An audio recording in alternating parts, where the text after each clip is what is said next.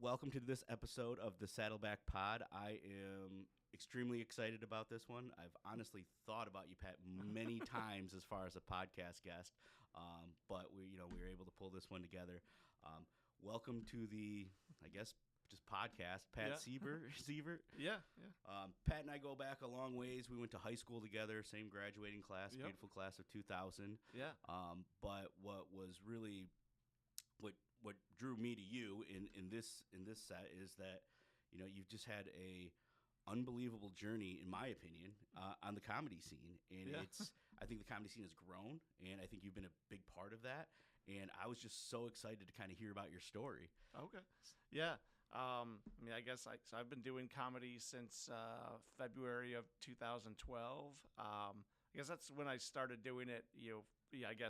Doing it in earnest, like really focusing on it. We went to Western also. Yeah. We were Well, you went to Western. I just kind of showed up there and did my thing. Yeah. Didn't go as planned necessarily. Yeah, I feel like I would see like you and a few other people from like a high school class like occasionally. But yeah, so I did a set there. They had like they had like a monthly like stand up show, and I loved stand up, so I would go to that. And then I went to like the February one, and they were like, for April it's gonna be a student talent night. Any kind of talent. This is on campus? Yeah. Okay. Yeah, it was at the old Bernhard Center. Oh, yeah. Which I was doing some research about. Like I'm trying to like write a book, just like a fiction book, not about like And I was like, I'm gonna set some of it on Western's campus. So like, is the Bernhard Center even there? Is it so I like there? Googled it, and no, it closed a few years ago. They built something new. I had many a hot and ready at that place. Yeah. So I like Googled it, and I was like, oh, it closed in like 2022. So RIP. But yeah, it's a big one. It's a big one. But yeah, I'd go to the Bernhard Center, watch stand-up comedy, and they had like so it was like once a month, and they'd bring in like some comedians that I'd seen on like Comedy Central, but a lot of times it was like just kind of like relatively unknown people. Okay. But they were like, April, the final show of the year was going to be student talent night.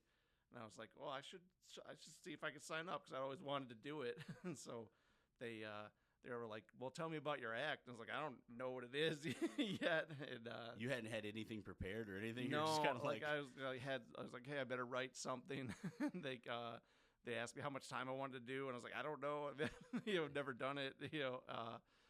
My brother, who also went to Western in our class, he got some guys together and played music on the same show. So that was kind of cool that we were like on the same thing together. I ended up winning that somehow, like with the jokes I did.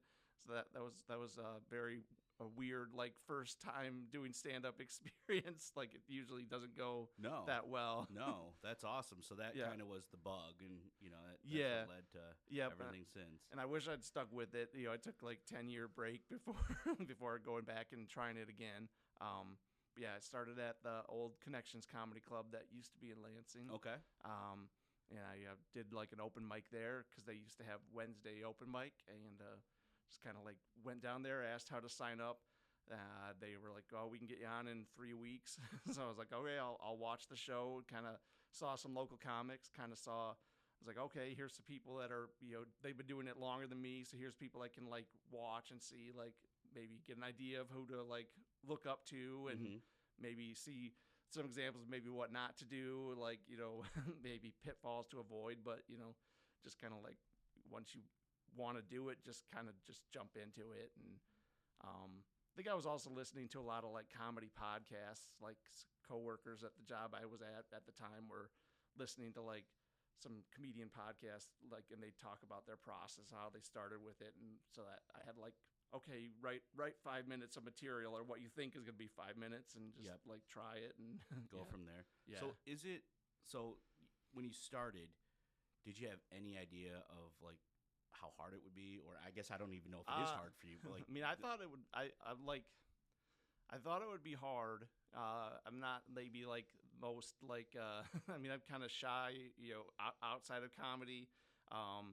So like I had like, I don't know if it's stage fright, or just kind of like be worried about like people I didn't know seeing me, or like just kind of worried about like, what if they don't like what if I write something that I think is funny and nobody else does? Yeah. Like that's awkward, It's the worst. And just like not knowing, like kind of how to structure a joke, or like just like worried what if you take a chance writing something that you think is going to be good and it doesn't work at all, and just kind of stand there, that awkwardness. Yeah. And then I knew, like, kind of from people talking, like listening to people talk about, their first times or starting out, like I was like prepared to have sets that weren't good. Yep. And just be like, okay, well, try to learn from it. Like, I was recording my sets from early on, like the audio of it. I don't do a lot of video recording. Probably should. I think that's, you can kind of see maybe like, oh, I'm doing things that maybe I shouldn't do as much, or like body language. Yeah, type stuff. like Okay. yep. Because you can always like maybe pick up on things that you're doing and be like, oh, maybe that's something to not do or whatever. But yeah, I'd listen back to recordings and be like, oh, if that didn't go that well, let's listen to it and be like, did I say something maybe that I could have maybe said differently and had it gone better? So is some of it is like, you've put thought into what the joke is, Yeah. but some of it's just the execution. Yeah, like that the can be part actual of it. red joke could be really funny, but you on your end might have done a poor job of just execution's probably not the word. Yeah, but, I mean, I think that's some of it. Like, sometimes you can maybe have an idea, and the first time you say it, it might not go that well, and then you try it a few times, it's still not working.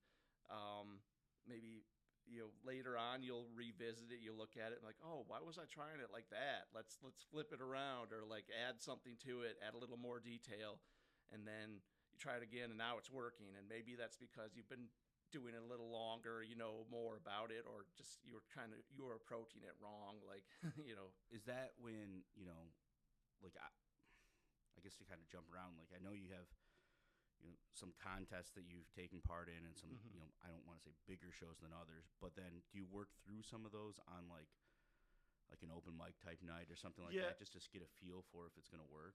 I feel like I treat open mics for the most part for like, that's where you should test out things. Like, that's kind of like some comics call open mics like the gym. Like that's where you build your strength, or you're working on like conditioning. And then I guess like your bigger show, that's like the big game. You work out, you get your reps in at the gym. So when you're in the big game, that's when you're hopefully at your best, and everything you've practiced is ready. And yeah. So I guess, can you take a minute and just kind of go through some of your accomplishments in comedy? I know it's kind of awkward to say like some of the places you've gone, but I don't have a list of them, and I know you've won some things and been recognized in other places, and this isn't like just a Lansing thing. This has been, I think, Midwest wise, as far as places that you've had successes. And just so the audience can get a grasp of kind of how far you've come since the Bernhard Center. Yeah. I mean, I guess like I won that talent show in 2001.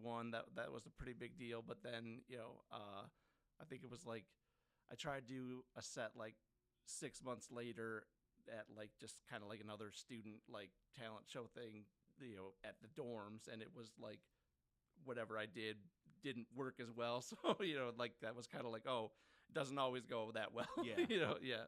And then once I started kind of in earnest, it was like, so that I started in February of 2012, and then at the end of that year, they were taking signups for a contest that they used to do in Grand Rapids, at the Bob, the club in the Bob. Dr. Grin's the funniest person in Grand Rapids, and it was like anybody in Michigan, or I mean anybody could sign up. So I signed up, and I made it to the semifinals that year.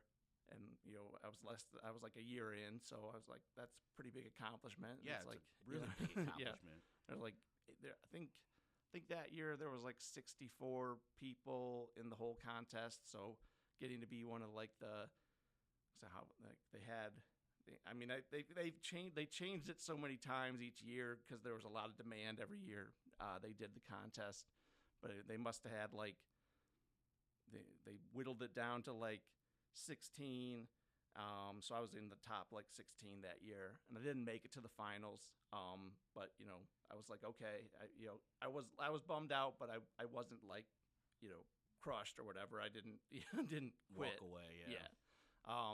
So I was like, okay, well, I was like, I'm gonna do this contest again because it was a good experience. My goal was like, well, let's try to do a little bit better the next year. So I wanted to make it to the finals. So then in 2014, did the same contest. I made it to the finals, and I was like, okay, so next year let's try to do a little bit better. Maybe try to get into the top 3 because it was the top 3 got money. And I didn't do that in 2015 or 16, but I still made it to the finals. So I was like, okay, I'm doing something right, getting through. 2017, I didn't advance in that year, but it was, whatever. Good people in my first round, so I didn't get too discouraged. Then I took a year off because I was like, well, I don't know. Sometimes people are like, contests in comedy are dumb, and I can kind of see their point because like it's very subjective. But I was like, I just wanted to have fun and have a set in front of because it's always like a packed room for those shows. So it's like you can always just have a good set. There's usually people recording, so you can do 7 minutes, and if it's a good set, then you have a clip of that. So I was like, okay, that's good enough reason to do it. But I decided to take 2018 off. I was like, I didn't feel like doing the contest next year. I was like, well, I'll do it again, and I didn't care that much about it. Like I think I told like my parents, like, we want to support you. I'm like, okay, you can, but I'm not gonna make a lot of posts. Be like, hey, come support me, because in the years before, I was always like, hey, if you're in Grand Rapids, you should be there. And like everybody was coming, trying to get anybody I could to come out. So like 2019, I made it to the semifinal round, and I was like, all right, cool. I made it to this round, and I'd also gotten into the comedy festival in Anchorage that year. And I was like, Anchorage, Alaska? Yeah. Holy shit. Yep. And it was the first year they were doing it. And I was looking at the calendar, and I was like, all right, I made it to the semifinals of this contest, and I'm just worried it's going to be the week I'm supposed to be in Anchorage. So I was like, if they tell me that's because there was always like 2 weeks in a row, is you either in 1 week or the week after. I was like, if they tell me that's the week I have to do it, I'm just going to be like, well, I have to find somebody else to take my spot. And they were like, oh, we're going to put you on the week before you go to Anchorage. So I'm like, okay, so that works for me. So I went and did my set in the semifinals, and I moved on to the finals, and I was like, okay, that's cool. I was like, so the finals were going to be the week after I got back from Anchorage, and I'm like, so I was like watching, like on Facebook in Alaska, like 4 hours behind Michigan time, like seeing who else made it in. Wow. Yeah. And I still didn't that was like the year I didn't like do much to try to promote anything. I was just like having fun, just trying to get good clips. And I was talking to some other comics on the festival, and they were like asking me about it, and I was like, well, I'm just doing this contest, and this is the 1 year I'm not trying to like promote it and get a lot of people out there. And they're like, oh, well, good luck. So then I get back to Michigan, and I got like this nasty cold like while coming back. So I was like, got back, and I luckily felt good enough when we actually had the finals, and I won. So somehow like managed to win. My friend Dan Curry, he was a comic from Lansing. He stopped doing comedy like during COVID. He decided he didn't want to come back and do once everything kind of opened up again. He was like, I'm just done, don't really want to come back. But he got second place, and another Grand Rapids comic got third. So we were like, the two of us just kind of came into town and ran this Awesome. contest. Yeah, it was cool. So yeah, I won that contest. The same year I recorded an album that I have on like the streaming services. That was a pretty cool experience. I would have made physical media of it, but like then everything shut down with COVID, so I didn't Green screen it or something. Yeah. So what? I mean, first of all, your memory as far as dates and what Yeah. happened. It's pretty Yeah, crazy. I've always had this weird like memory. I don't know if I'd know the exact dates, but yeah, it was kind of pretty like darn close. Yeah. So what happened at, like, I guess, you said something in Alaska where, like, I didn't really promote or anything like that. Now that you've kind of gotten to that stage where you do have some accomplishments and following, do you still have to book everything on your own? Do you get calls for shows? Like, how does that work? I mean, I still book most stuff by myself. Like there's like a lot of things in Michigan.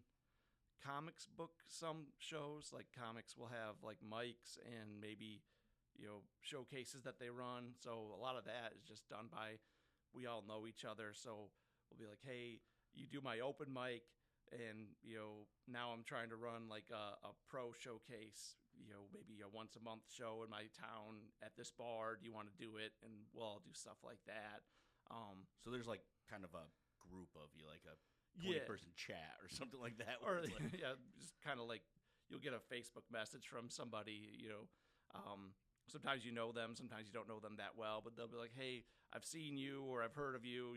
I want you to do this show, and you kind of decide if you want to do it or not. I don't turn a lot down unless I like it's something really like, I don't know if I want to drive 3 hours to do a do a set for $20 or something, But then there's like there are a few agencies, and there's there's an agency called Funny Business. It's been in business since like the 80s. They started out like music, but then when there was a big like comedy boom in the 80s and 90s, they were big on that.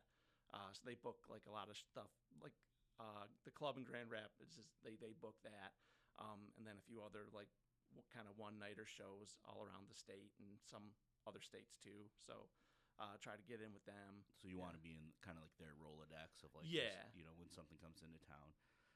One of the things that kind of recently, I guess, that jumped out at me was when you were at Gray Wall, you did the Tom Green, and the thing about that for me was like that Tom Green show was like on MTV when we were young. And the whole time I was like, dude, I bet you this is like home run for Pat. Like, just sitting there just thinking like, this is somebody I grew up watching. He had a different style to him, but he was, at least for me, he was always entertaining. And then here you are in Lansing doing it in front. Like, I just thought that was the coolest thing. Yeah, that was cool. And then, like that one, like Gray Wall has like a guy who works there that does like the booking for that whole like Gray Wall Hall has their own booker, but he knows me because he used to book for Max Bar as well. Okay. And Fusion shows, which I don't think exists anymore, but he used to work there. So any comedy things, he would usually reach out to me or Dan Curry or Robert Jenkins, who's another Lansing comic, and so he was looking for people to do some things, and asked me, would you be interested in doing the Tom Green show? So like, I'll do that. I think usually with things like that, for like the bigger names, I'll be like, we're gonna pitch you to them, because sometimes the big people might bring somebody to open, or they might want to like see a clip or just make sure that an opener is someone that they would want to have. Some people be like, no, I don't want an opener, or they just want to make sure that it's up to their standards. I don't know if they even watch clips sometimes. I know some, like there's, I think there's been a discussion on some levels of comedy of like people bring their own openers a lot, and they don't trust, like maybe they don't, I don't know if trust is the right word, but they don't want like a local comic opening for them because they don't know what they're going to get. So I can kind of see both sides of that, but in that realm, is it, this is going to sound bad, but like, are they looking for somebody to, be funny, or are they looking for somebody that's not going to, there could be some of that. I mean, it could. I don't want to speak for. I don't want to speak for everybody. Like some people maybe are like, if you have somebody you don't know that well, and they go up there and they just like light it on fire, and you have to follow it, and maybe you're not like in. Maybe it's just an off night for you. That's going to be hard. Yeah. So you don't know, but also like if you're going to be going on the road for a few days at a time, maybe you're like, I just want my friend that I know because it's going to be also a fun hang too. Mhm. Like we're going to be traveling together. Yep. So yeah, then be like, yeah, don't book an opener because I'm going to bring somebody. So yeah. That's pretty cool. So that can be hard sometimes. Like on our level here, some of the clubs have had that happen, and sometimes it's last minute. Like the headliner will call them like a few days before, be like, sorry, don't tell the people you booked that they're not on because I'm bringing so and so. Really? Yeah. Okay. Is it when when you're playing, when you're performing with like a bigger name, is that a more like a more nerve-wracking experience because you're kind of, in front of a celebrity style person, or crowd-wise, or what? How does that match up? I mean, like trying to think because I worked with Tom Green was pretty big. Worked with like Gary Goldman, who's like he has a pretty devoted fan base. I feel like to me he's a pretty big time comedian. I feel like maybe some people when I mention him don't know who that is, but to me that was a big deal, and he has a pretty like loyal fan base. But he's like, I think Tom and him were both kind of like, do whatever you want, like as long as I wasn't like sabotaging the show or something. Yeah. They kind of knew what they were getting. I worked with Colin Quinn also recently. That was pretty cool because I loved Tough Crowd when I was in college. And like I think he said he had seen a clip of me as well. So he wasn't too like picky about what I did, and I was just like, all right, I'm assuming they're here to see Colin, so they like comedy. Hopefully they like me. I wasn't too worried about like having a bad set. I mean, I guess you always have that a little bit. Yeah, I guess like if I'm on a show with a big name, I probably won't like mess around with something that I know isn't like if I don't feel like a joke is really tested yet, I might not do it. Like I'll probably be like, let's stick with like the material that I know works most of the time, or if it's new, it's been working like 9 times out of 10, and put it in maybe in the middle between stuff that I know is solid, rather than like I'm not gonna fuck around and try something that isn't ready yet. Yeah. So for better or worse, like when the Joe Rogan podcast has kind of opened up the whole like comedy scene. Like, whether you like Joe or you don't like. But one of the things that I always take interest in that I don't know anything about, and I'm hoping that you can, is that like just the different styles, and like where a comic or somebody who does it, and I would assume like for any sort of art, it's kind of the same thing. Like even like when I do food and stuff like that, it's like I can appreciate something even though I might personally not like how it tastes. I can appreciate what they're trying to do, or what they have done, or what they presented, even though it might not just be for me. Is that the same way with comedy? Like you can watch somebody's set and just kind of work through everything. You're like, they're close, or, like something like that. I mean, I feel like a lot of comics can be kind of haters. Can be kind of haters behind the scenes. Really? Like, yeah. So they're more just dunking on people.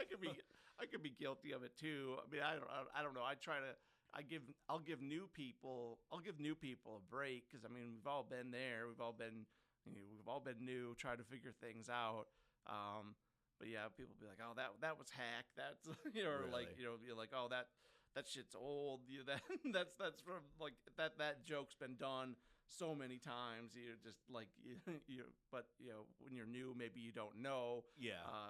If you've been doing it a long time, still doing kind of like I'm trying to think what like an example, like I don't know, but like kind of like older references or whatever, you're like, oh, that's been done a million times. You just don't know. You're like, yeah. I assume like so like again, I don't know a ton about this field, but like I remember what the hell was it, like Billboard or Paramount. Remember when we get those things in the mail and you get like 50 CDs? Oh yeah. And then you check the boxes and then you'd send it back. Oh yeah, in, yeah. And then these either CDs or cassettes would show up, and you'd be like, oh man. The one, like I remember I got like one of George Carlin's stand-ups, and I only think I got it because it had like the explicit lyrics Oh, on yeah. it, and I felt like I was just being a rebel. Yeah. And I remember that thing came in, and that was probably outside of like just like Pee Wee Herman and stupid shit like that. Like, Yeah. my first experience in something where it was like, whoa, what's going on here? Yeah. And that's one of those guys that for me is like, I can't believe somebody hasn't really tried to replicate that kind of humor yet. And I never hear him come up in a lot of conversation. I mean, I feel like, maybe because he's been dead for like 15 plus years now.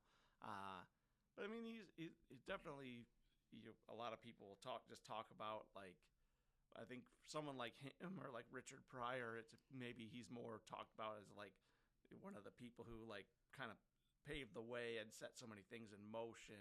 I think it's just kind of like as time goes on, some of those people maybe get like they're less talked about for like what their work is like as more just like how revolutionary it is, Dude, if that makes sense. Carlin would have like, had a heyday in Yeah. today's time, like with all the crazy shit, like just a heyday. I mean, he was already so like kind of like talking about how depressing humanity is, and It would have been like this would have Yeah. been bad. So where are you? I mean, do you consider this still a hobby for you?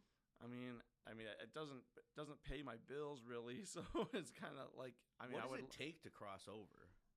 Yeah, I mean, I guess like I would say some of the professional like people who do it like as a career that I've worked with, like I've seen what that's like, and it's like I guess like working comics who do the road, or they're like, I mean, they're just working all the time, like they're like on the road all the time, and making a living. But I don't know that it's I don't know how good of a living it is. Like kind of you're not seeing not home a lot, maybe not seeing family that much, and it's hard. Maybe you're not like I don't want to speak for anybody. I would wonder if you would like lose maybe the passion a little bit, because it's like I'm just gonna do the same the same 45 that I built. Like now I have that, so I know it works. So that's just I'm gonna do over and over again. Which that I wouldn't want to do that. Like I like putting new things in, and some things fall out because you just like I don't have time for that anymore. Yeah. So there's a little bit. I mean, there's definitely a grind to it, right? Yeah, like, yeah. There's probably that. How the hell did they get a Netflix special kind of Yeah, person? yeah. And then there's those that like, no, we've been in the grind for a 2012 or something like that, where they've worked through this so much. It's like they're just sitting on a break. Like they're waiting for it. They're earning it. Like this is their over the top moment. Some people might not ever get that break, or some people will get a break and then it doesn't work out, and then they're back to Sure. grinding it out again. Yeah. Where do you sit with that? Like what are your goals for comedy, or what do you have any? Is it just still kind of like? I mean, I don't see myself ever stopping doing it. Just trying to find ways to keep going. I mean, like right now, I don't have a day job, but I'm looking and finding a new one. So until until I have something that takes that place, people are offering me shows. I'm like, oh, I'll do that. If I had an opportunity to do more with stand up, I definitely would. It seems like a lot of comics seems like maybe they do something else in addition to stand up.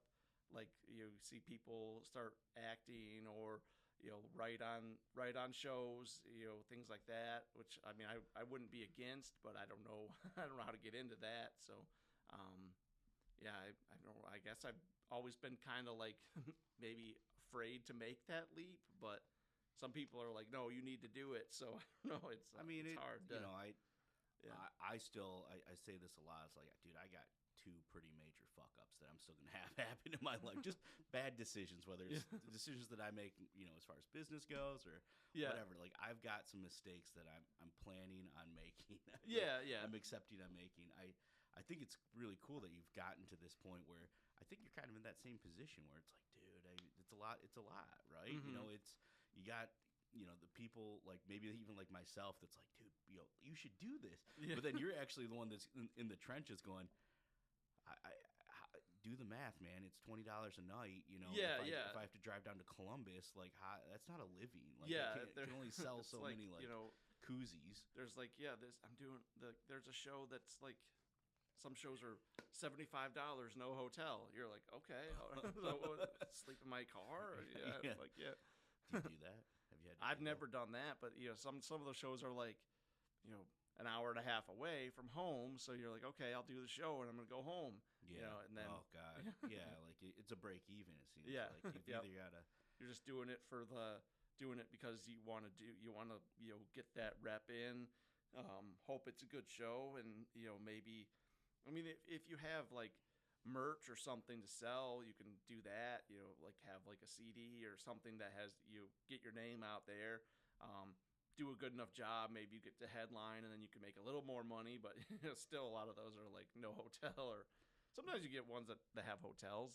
But like for me, when I was doing it when I had a job, sometimes it was like do a Thursday night show that had a hotel, but it was like, well, I had to be at work on the next day, so I'd be like, get up at 5 a.m. to get back to work. Yeah, you got to get one of those like Hyatt Rewards Club cards or something like that. Try to stack. I mean, I wasn't doing it often enough to do that. So yeah, and sometimes like the hotel was like included with the thing, so it'd be like, all right, I'm at a Days Inn this time. Yeah. Whatever. No, I can see where that's. I mean, I guess just like any entrepreneur journey, you really. You're fortunate to have the talents that you do. You got to put them on stage, which is, I mean, it's got to be horrendously nerve-wracking to be up there trying to make people laugh. I mean, like, I've had some awesome opportunities as well. Like I, did some shows with Gary Goldman, where like his management put me up in hotels and covered some travel costs, so that was nice. It's not like some of it's a grind, some of it is cool. So just try to like appreciate the good things, and yeah. Are you writing a lot? Like how much time? I'm trying do you put to I feel like I've never been good at like sitting down and forcing myself to write. Like I feel like I've always had to have the idea and then like sit down and try to like block it out. Like I feel like my writing has evolved from like when I was first doing it, I have the idea and I'd like write out the whole thing like word for word, and now I kind of write how I used to take notes in like class in school with like, here's the main idea and then a bullet point for each like point. So like that, so it would be like, here's the subject and here is each like thing that I need to say to like get the like punchline across, like. And then that's just kind of how you work it through. So like if you looked at like my notebook or like thing that I would have on stage, because sometimes I'll bring like a set list up there, just to like keep my place. I don't know, maybe that's like I don't do that as much for like paid things because you're supposed to like be off book or whatever. But like for open mics, I want to have that so I can like if I'm working on something new, I want to see it. But like you'd look at it, you'd be like, why do you have like this thing with just like 6 words? Like, no, that's how That's how it is. Yeah. I need those 6 words though, don't you? Yeah. Need those 6 words for me. So kind of I mean, you're pretty much the only one that I relate to in Lansing area as far as comedy goes, but the comedy scene in Lansing, like you mentioned, Connections, that had. Now we're starting to get a couple of these other venues up, and Innovation's going to be going at some point. I've heard talks of comedy clubs or comedy club in the process. What, I guess, what is this? Where do you see the scene in Lansing? Like you're entrenched in it, right? Like you've. I mean, it has its ups and downs. I mean, we haven't had a regular club since 2016. That's when Trippers had a club for like a year and a half, and then they closed. So, and I know there were some people who have tried various like kind of things, stopgap measures. Like there was a club in like the movie theater, the old movie theater by the Lansing Mall. Oh, that's right. I never checked that out because there was some kind of kind of weirdness with the guy that was running that. I don't know. It's kind of a lot to get into, but yeah. But some people said it was great, so I don't want to say anything bad about it. But yeah. Well, I'm sure it's two sides of things, right? Yeah, it's one you on the performing side and me on the audience side. You know, they've both got to mesh. Like it's got to be a suitable home for somebody to, I don't know, work through what they want to get through. And then on my end, it's got to be not only did you do your job, made me laugh, but everything else, the ambiance has to be good, clean, you know, like funny. But then they haven't had like a regular club for a while. I know there's a Mike Jeter who's he's a comic. He's been doing it about I think maybe a little bit longer than me, but about the same time as me. Started a kind of a booking agency, to put on shows. He runs the Traverse City Comedy Festival. He lives in the Lansing area now. He started his agency. He wants to open a club in Lansing. So he's done a few shows. I think right now he's trying to start small to build with like monthly shows at the AC Hotel that's near Frandor. Oh yeah. So they've done two. They had the first one was Dean Edwards from Saturday Night Live. Okay. And they did so that was December.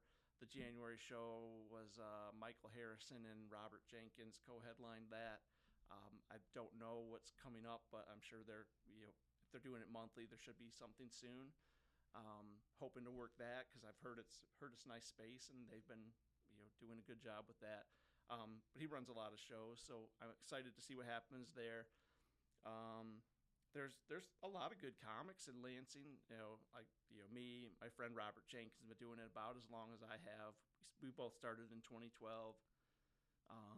I haven't heard Rob, but I see him pop up with you know, associated with you a lot. Whether you guys are doing the same show or we used to do a lot. Like it was like the end of 2012. We did a show together in Mount Pleasant. There was like the Central Michigan student like comedy. They had like a stand-up comedy club put on a show.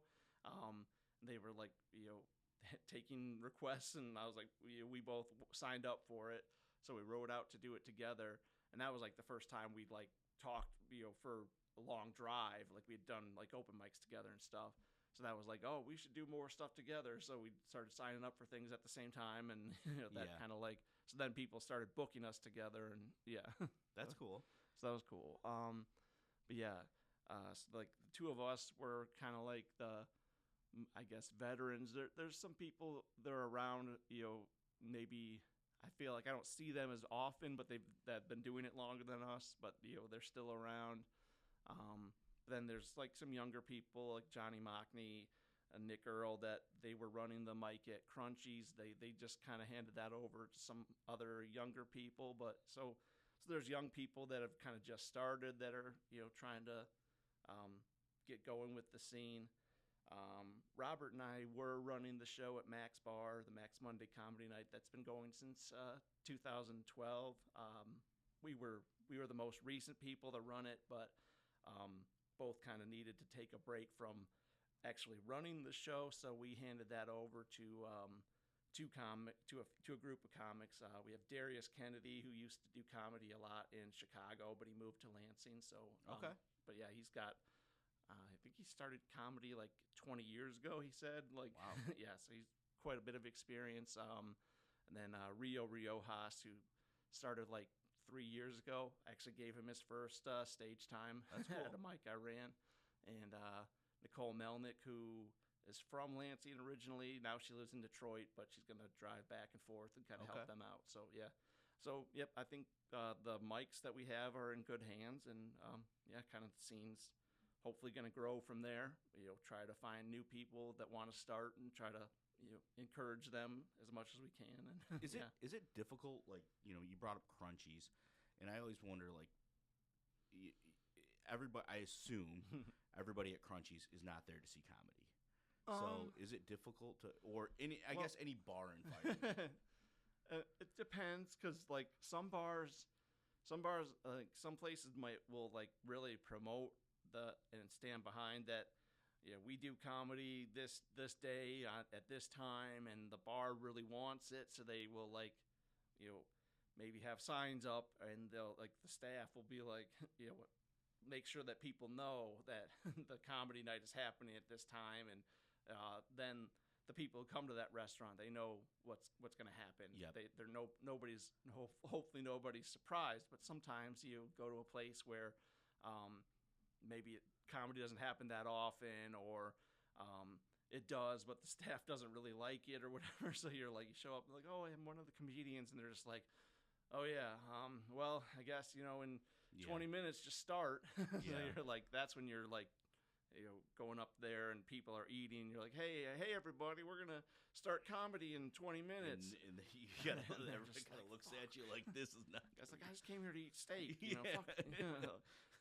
Got some sour cream for this baked potato. Yeah, and some. I always joke, like, sometimes you're like, I've never done it like this.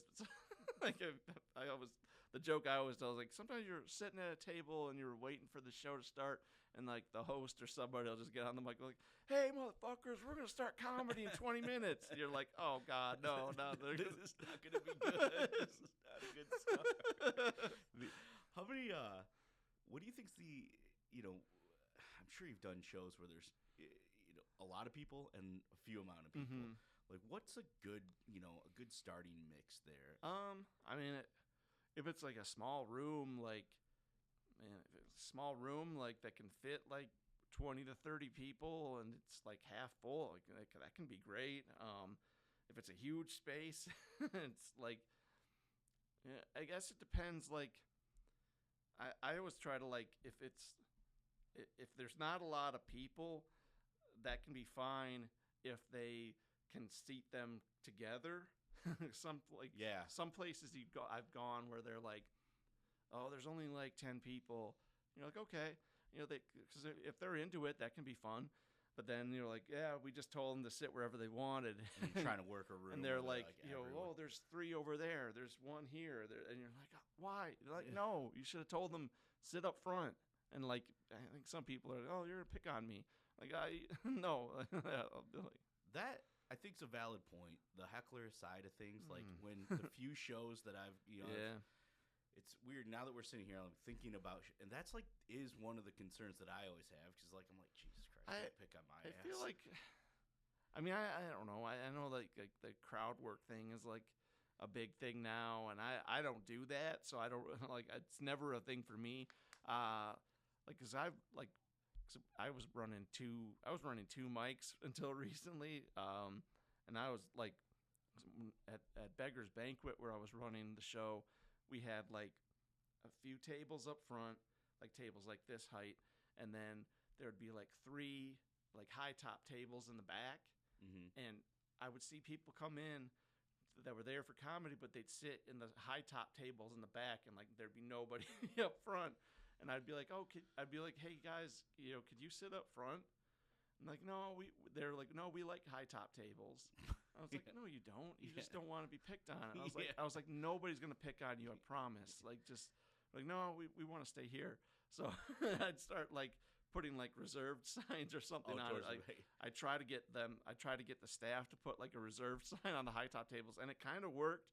But if I didn't do that, then they'd be taken. It kind of goes both ways, right? Yeah. Like you probably want I guess the person who probably sits front row and wants to be a pain in your ass could be a pain in your ass too. Because I mean I know like some like crowd work is like a thing now. So I mean I'd hate, because I'd be like, nobody's gonna pick on you, and then sure enough somebody would be like, try to do like talk to the crowd. So I'd try to be like, all right. Sometimes when I'd talk to like, try to like start the show, I'd always be like, keep your table talk to a minimum.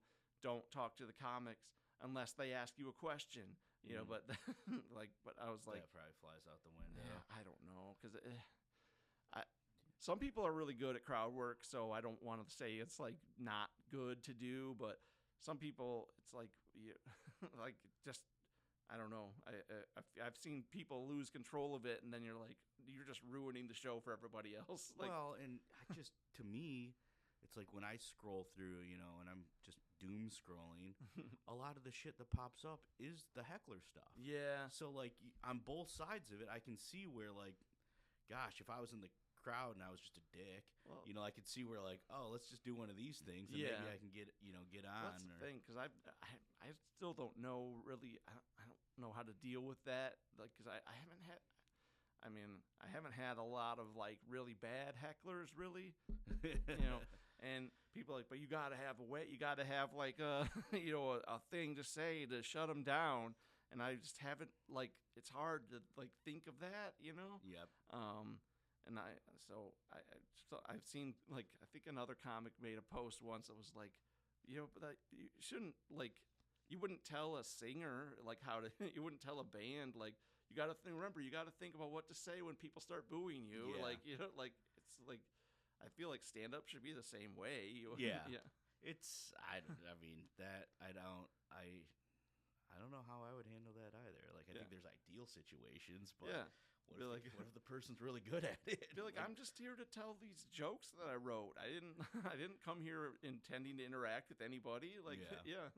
No. So when somebody comes to a Pat Sievert show, what should they expect? What style of comedy? What do you reference? I mean, what's without going into it like? I mean, I feel like when I started, I was kind of like.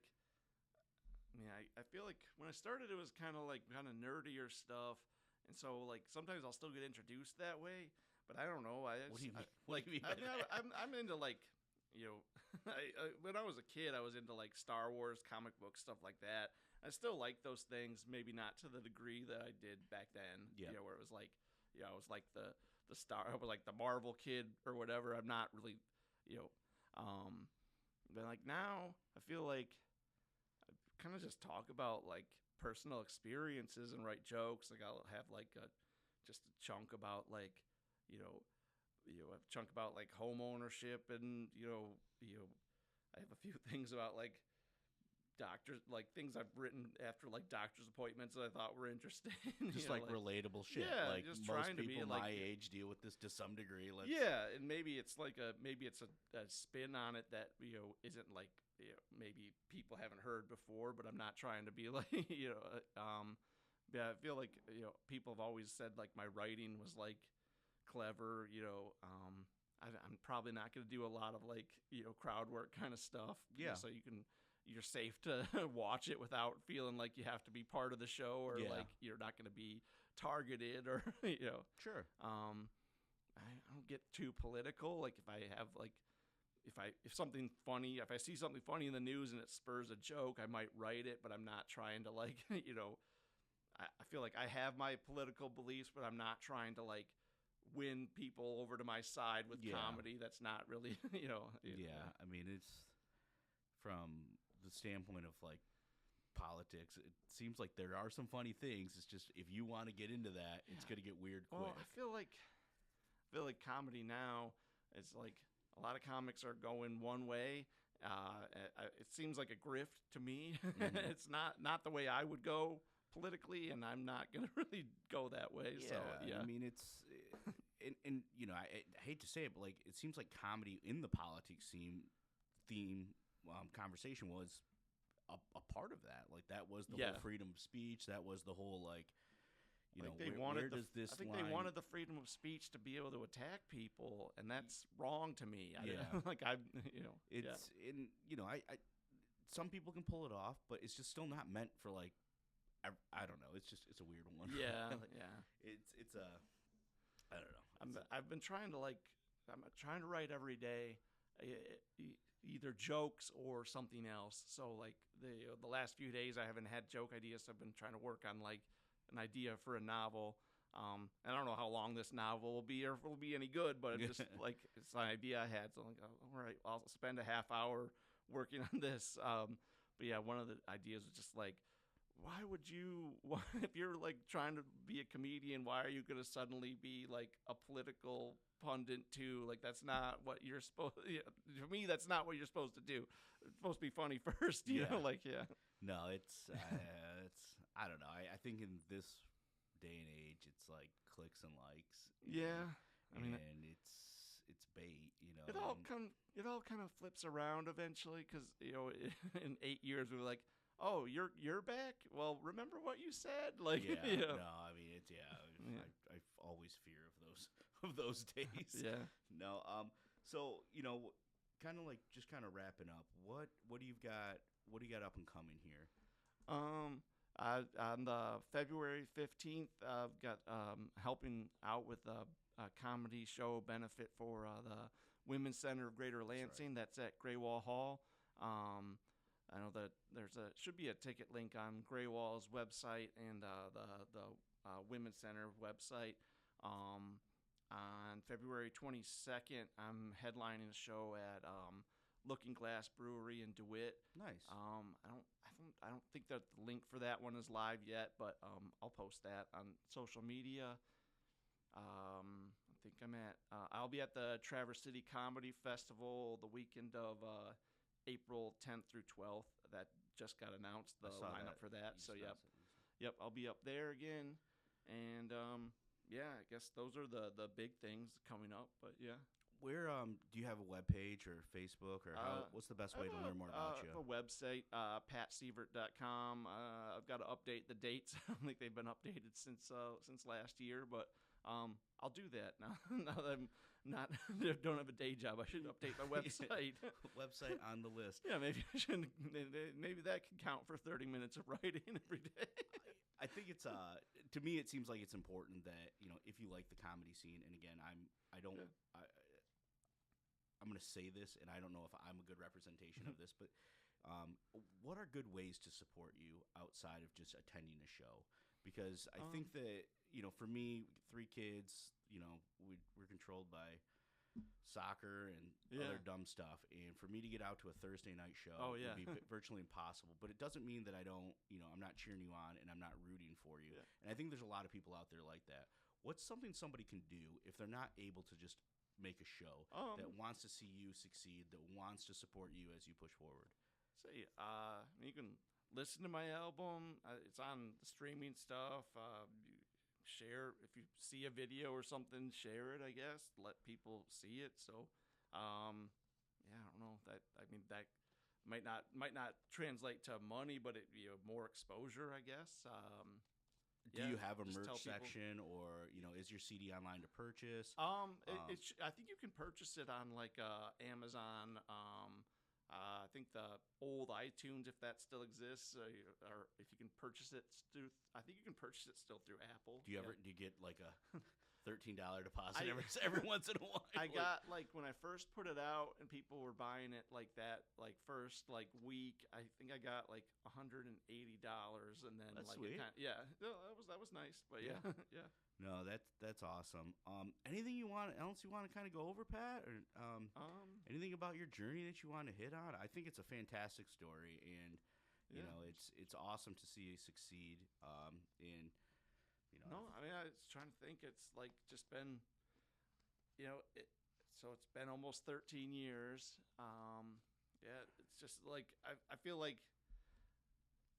I feel like it's just like it's just been a lot. It's been there. I've done a lot of cool things, and so I'm grateful for all that.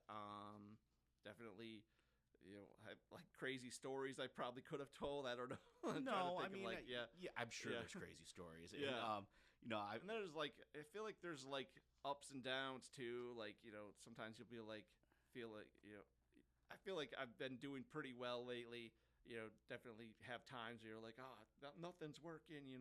Like yeah. Well, yeah. I mean, take it from my side too. Of like, we're the same age, and once you get to a certain age, you start to give up on things, right? Or you just don't have time in your life to keep doing it.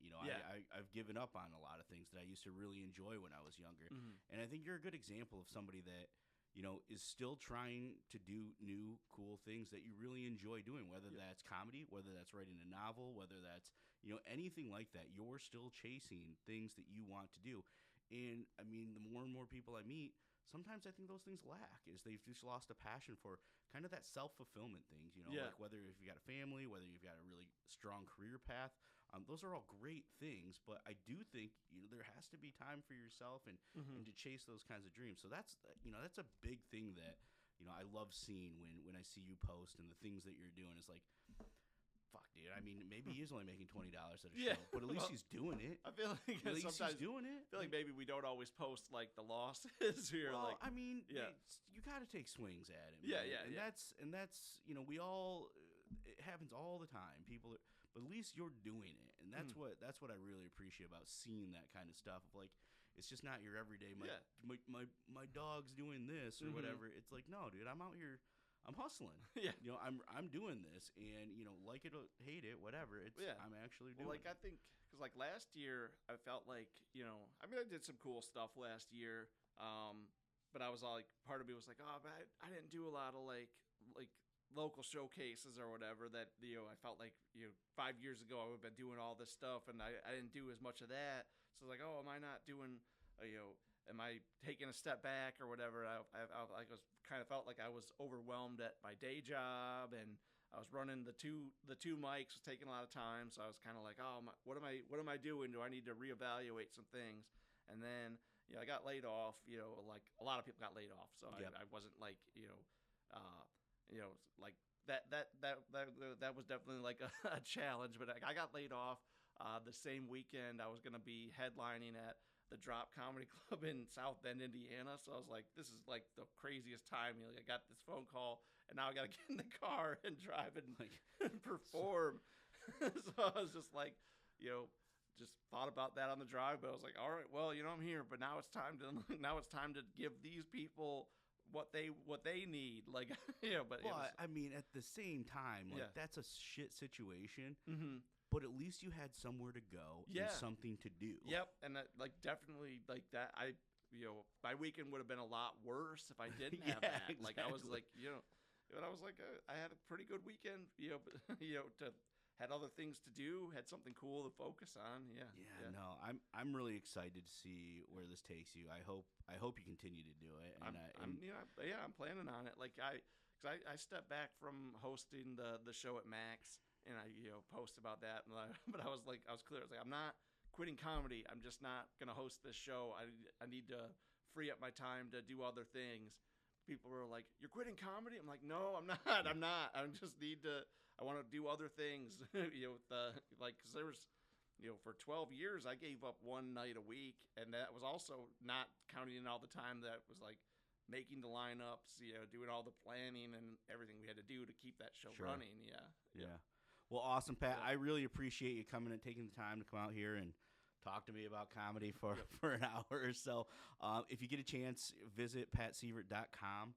Learn a little bit more about Pat. He's local here in the Lansing area. He's performing in the local area as well as up in Traverse City here in the near future.